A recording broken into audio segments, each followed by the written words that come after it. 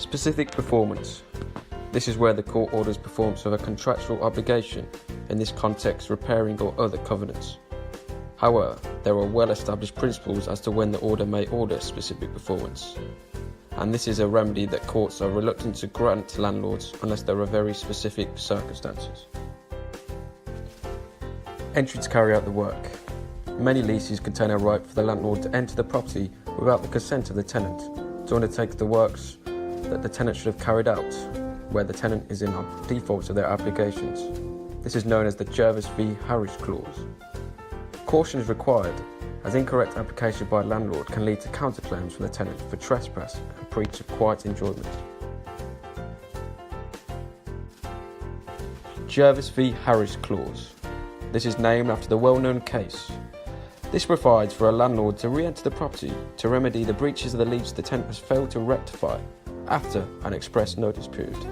The costs are then recovered from the tenant as a debt rather than as damages.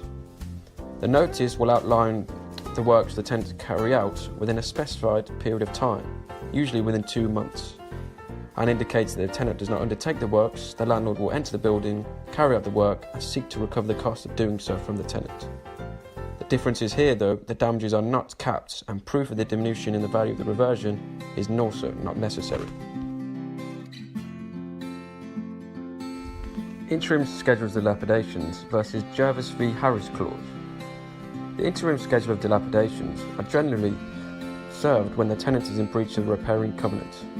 The interim schedule of dilapidations are served during the lease term and at any time after the lease commencement, usually before the last 18 months of the lease.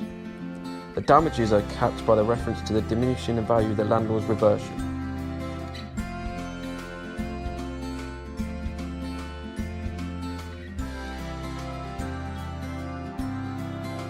Under Section 18 for the Landlord and Tenant Act 1927, there is a cap on damages the landlord can claim for. There are 2 limbs to Section 18. Limb 1 requires valuations to take place.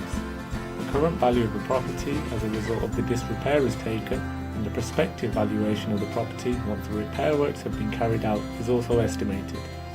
The landlord cannot claim more money than the difference of these 2 valuations, even if the repair works amount to a higher value.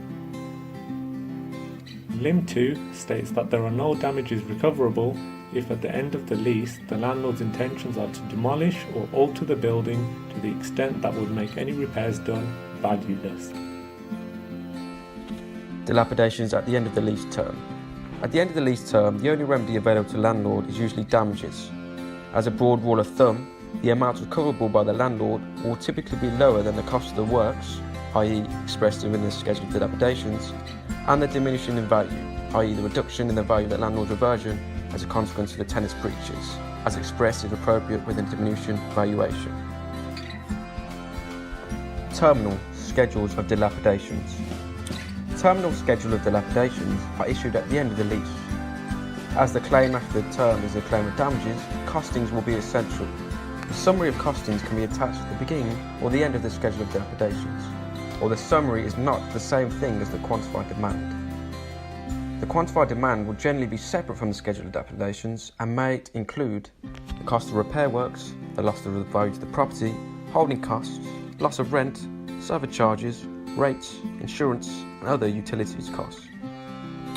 The dilapidations protocol sets out the process and timetable for the exchange of information, specifies that the tenant should respond usually within 56 days after sending the quantified demand. However, the protocol is for guidance only, and the tenants can respond in writing if they feel they need extra time.